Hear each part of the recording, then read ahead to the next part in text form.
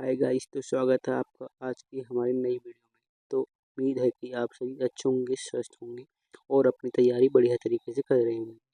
तो आज हम यूपी बीटीसी का फर्स्ट सेमेस्टर का हिंदी का एग्ज़ाम देखेंगे, जो आपका एग्ज़ाम में बहुत उपयोगी हुआ है। यदि आप इस क्वेश्चन पेपर को अच्छे से तैयार करते हैं तो आपके परीक्षा में बहुत अच्छे अंक आने की संभावना है। तो आइए स्टार्ट करते हैं। तो इसमें हम क्या क्या देखेंगे, तो इस क्वेश्चन पेपर में हम ऑब्जेक्टिव प्रश्न देखेंगे एवं वेरी शॉर्ट आंसर देखेंगे।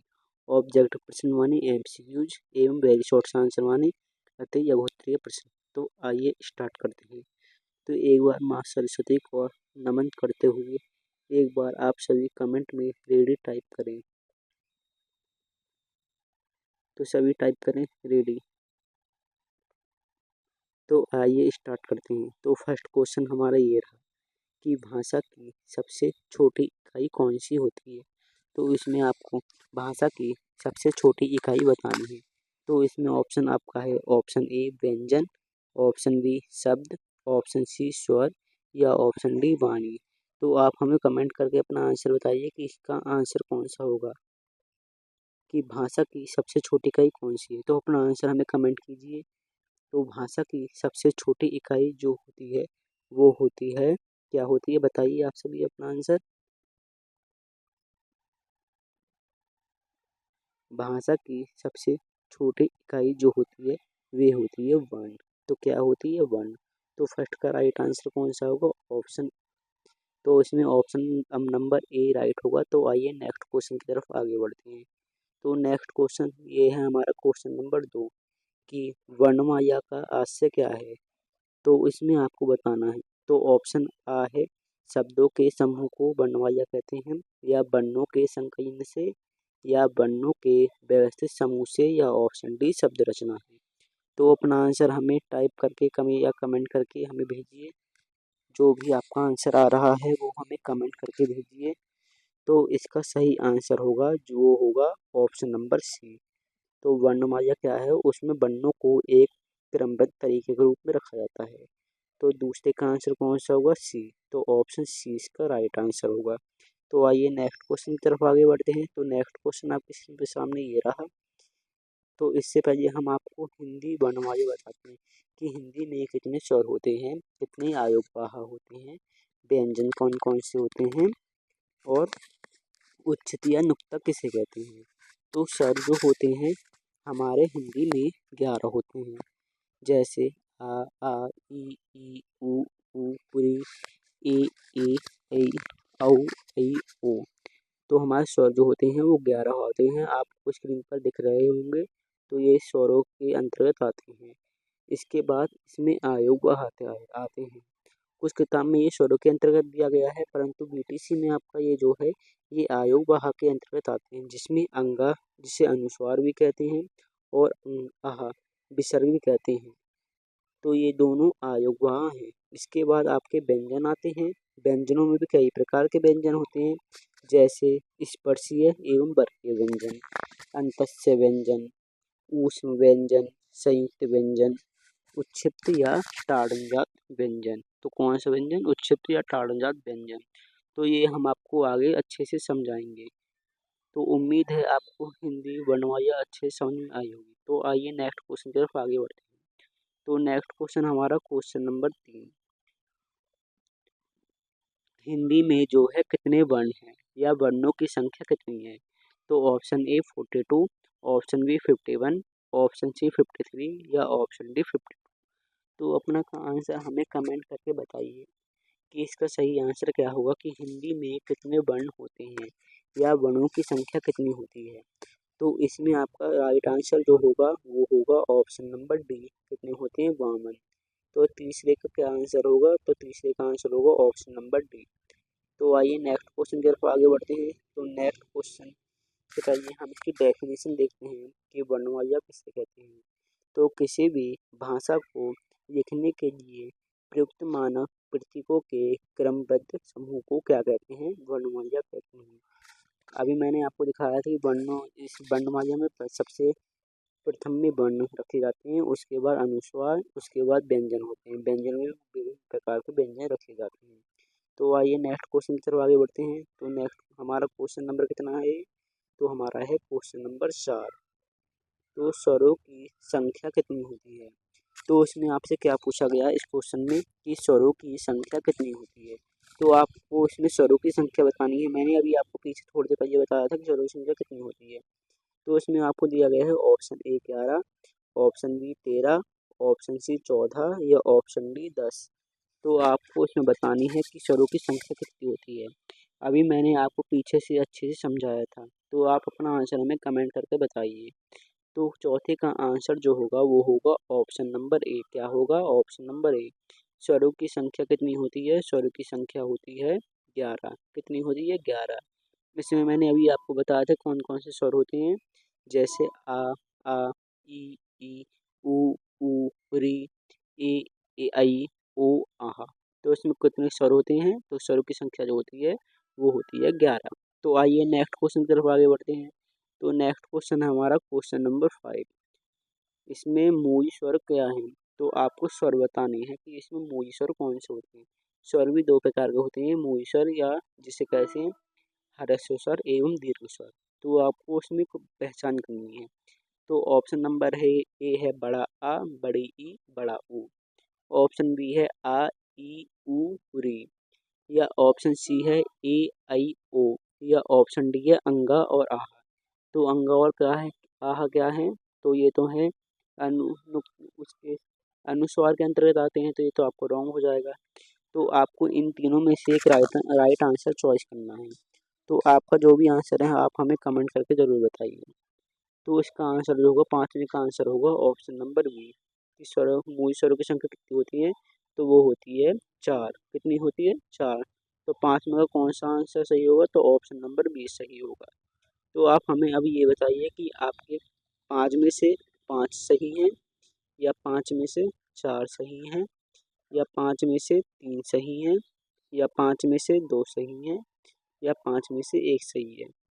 तो आप आपके जितने भी सही हैं आप हमें कमेंट करके बताइए, क्योंकि जब आपके रॉन्ग होते हैं तभी तो आप कुछ नया सीखते हैं। तो आपके रॉन्ग भी हैं तो भी कोई दिक्कत की बात नहीं है। तो आइए नेक्स्ट क्वेश्चन की तरफ आगे बढ़ते हैं। तो नेक्स्ट क्वेश्चन हमारा छठा क्वेश्चन कौन सा क्वेश्चन? क्वेश्चन नंबर 6 कि ह्रस्व स्वर हैं। तो ह्रस्व स्वर किसे कहते हैं? तो ऑप्शन ए मूल स्वर को ह्रस्व स्वर कहते हैं, या द्विमात्रिक होते हैं, या त्रिमात्रिक होते हैं, या इनमें से कोई नहीं। तो अपना आंसर हमें कमेंट कीजिए। तो ह्रस्व स्वर क्या होते हैं? तो ह्रस्व स्वर किसे कहते हैं? तो मूल स्वर को ही ह्रस्व स्वर कहा जाता है। तो छठे का या 6 का आंसर होगा ऑप्शन नंबर ए। तो क्या होगा 6 का आंसर? Option number A. आइए नेक्स्ट क्वेश्चन की तरफ आगे बढ़ते हैं। तो क्वेश्चन नंबर 7 आपके सामने आ चुका है कि दीर्घ स्वर होते हैं। तो दीर्घ स्वर क्या होते हैं? मूल स्वर, ऑप्शन बी दो मात्रिक स्वर, ऑप्शन सी त्रिमात्रिक स्वर, या ऑप्शन डी इनमें से कोई नहीं। तो दीर्घ स्वरों की संख्या कितनी होती है? तो दीर्घ स्वरों की संख्या जो होती है हमारी होती है 7। कितनी होती है? 7। तो आपको इसमें से आंसर बताना है कि ऑप्शन ए इसका राइट आंसर होगा, ऑप्शन बी होगा, ऑप्शन सी होगा, या ऑप्शन डी होगा। तो दीर्घ स्वर जो होते हैं वो होते हैं द्विमात्रिक। क्या होते हैं? द्विमात्रिक। तो इसका कौन सा आंसर होगा? 7 का आंसर होगा ऑप्शन नंबर बी। उम्मीद है कि आपको ये अच्छे से समझ में आया होगा। तो आइए नेक्स्ट क्वेश्चन की तरफ आगे बढ़ते हैं। तो नेक्स्ट क्वेश्चन है हमारा 8। तो आपको इसमें दीर्घ स्वर हैं, तो आपको दीर्घ स्वर पहचानना है। मैंने अभी आपको बताया कि दीर्घ स्वर तो 7 होते हैं, परंतु कौन कौन से होते हैं तो ये आपको पहचानना है। तो ऑप्शन ए बड़ा आ, ऑप्शन बी छोटी ई, ऑप्शन सी ऊ, या ऑप्शन डी आ। तो ये जो है ये तो आ गए किसके अंतर्गत आ गए? तो ये किसके अंतर्गत आते हैं बताइए? तो ये आते हैं ह्रस्व स्वर के अंतर्गत। किसके अंतर्गत? ह्रस्व स्वर के अंतर्गत आते हैं। तो आपका आंसर कौन सा राइट होगा? तो आंसर होगा 8th का ए। तो आपको कौन सा राइट आंसर होगा? और 8th का होगा ए आंसर राइट। तो उम्मीद है कि आपको अच्छे से समझ में आया होगा। तो आइए नेक्स्ट क्वेश्चन की तरफ आगे बढ़ते हैं। तो नेक्स्ट क्वेश्चन है हमारा क्वेश्चन नंबर 9। क्या है? क्वेश्चन नंबर 9 ह्रस्व स्वर है। तो आपको इसमें ह्रस्व स्वर पहचानना है कि कौन सा है। तो मैंने आप बताया था कि पीछे की ह्रस्व स्वर की कितनी संख्या होती है? तो हर्ष स्वर की संख्या होती है 4 होती है। कौन कौन से होते हैं? छोटा आ, छोटी ई, छोटा ऊ और री ऋषि। तो आप अपना आंसर में बताइए कि इसका आंसर ऑप्शन नंबर ए होगा बड़ी ई, ऑप्शन बी होगा औ, ऑप्शन सी होगा बड़ा आ या ऑप्शन डी री। तो इसका सही आंसर जो होगा वो होगा ऑप्शन नंबर डी री। तो 9 का कौन सा आंसर सही होगा? तो 9 का होगा option number D answer right होगा। तो उम्मीद है कि ये आपको अच्छे से समझ में आया होगा। तो आइए नेक्स्ट क्वेश्चन की तरफ आगे बढ़ते हैं। तो नेक्स्ट क्वेश्चन है हमारा क्वेश्चन नंबर 10 कि आयोग वाहक की संख्या होती है या आयोग वाहक कितने होते हैं। तो मैंने आपको सबसे शुरू में बताया था कि आयोग वाहक जो होते हैं वो हमारे 2 होते हैं। कौन कौन से होते हैं? तो अंगाह और आहा। कौन कौन से? अंगा और आहा। तो 10 का आंसर जो होगा 10 का आंसर होगा ऑप्शन नंबर ए होगा राइट। तो आप अभी हमें कमेंट करके बताइए कि आपके 10 में से 10 सही हैं, कि 10 में से 9 सही हैं, कि 10 में से 8 सही हैं या 10 में से 7 सही हैं। तो आप हमें बताइए कि आपके कितने सही आ चुके हैं अभी तक। सभी अपना आंसर कमेंट कीजिए। फिर हम नेक्स्ट क्वेश्चन की तरफ आगे बढ़ते हैं। तो नेक्स्ट क्वेश्चन आज की स्क्रीन पर ये रहा क्वेश्चन नंबर 11 कि स्पर्श स्पर्श व्यंजन की संख्या होती है। तो स्पर्श व्यंजन किसे कहते हैं? तो ऐसे व्यंजन जिनका उच्चारण करते समय जीभ हमारे मुख के स्थानों को स्पर्श मात्र करती है स्पर्श व्यंजन कही जाती है। इनकी संख्या कितनी होती है? तो इनकी संख्या जो है वो होती है 25। कौन कौन सी? तो उसमें का वर्ग आते हैं, चा वर्ग, टा वर्ग, टा वर्ग और पा वर्ग आते हैं। तो इसका राइट आंसर जो होगा वो होगा ऑप्शन नंबर ए 25। क्या होगा इसका राइट आंसर? तो 11वें का ए होगा right answer option number 25। Question number 12 आपकी स्क्रीन पर ये रहा कि स्पर्श व्यंजन है। तो आपको इसमें स्पर्श व्यंजन पहचानना है कि क्या है। कि स्पर्श व्यंजन ऑप्शन नंबर ए का वर्ग है, ऑप्शन नंबर बी या वर्ग है, ऑप्शन नंबर सी डा वर्ग है या इनमें से कोई नहीं। तो स्पर्श व्यंजन कौन सा है? तो मैंने अभी आपको बताया कि स्पर्श व्यंजन के 5 वर्ग होते हैं, का वर्ग, चा वर्ग, टा वर्ग, ता वर्ग और पा वर्ग। तो इसका राइट आंसर होगा वो होगा 14 का right answer option number A. तो 14 का कौन सा राइट होगा? Option number A. आइए नेक्स्ट क्वेश्चन की तरफ आगे बढ़ते हैं कि ये है क्वेश्चन नंबर 12 संयुक्त व्यंजन की संख्या कितनी होती है। तो संयुक्त व्यंजन की संख्या आपको बतानी है। तो ऑप्शन नंबर ए इसमें दिया है 4, option number B 6, option number C 7 या ऑप्शन नंबर डी 8। तो संयुक्त व्यंजन किसे कहते हैं? इसकी परिभाषा भी आ सकती है। तो मैं आपको बताता हूँ।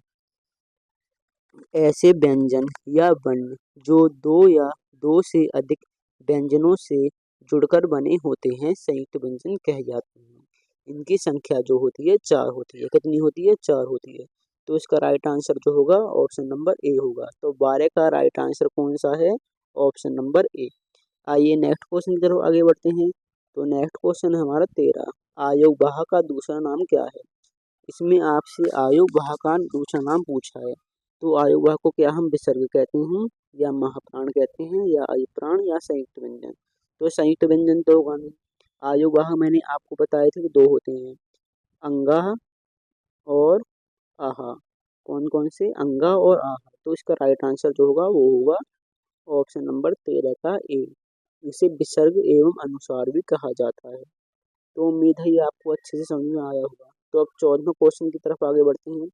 14वां क्वेश्चन है कि ये तो दोबारा रिपीट हो गया, चलिए आप इसका आंसर बताइए। तो इसका आंसर जो होगा वो होगा ऑप्शन नंबर डी 52। तो क्या होगा 14वें का? Option number D 52। आइए नेक्स्ट, ये भी रिपीट हो गया क्वेश्चन। तो इसका आंसर जो होगा वो होगा 1। क्या होगा? Option number 4। तो क्या होगा? Option number 4। उम्मीद है कि इसका होगा ऑप्शन नंबर सी। तो उम्मीद है कि आपको ये कक्षा अच्छे से समझ में आई होगी। यदि आपको ये कक्षा अच्छे से समझ में आई होगी तो हमारी वीडियो को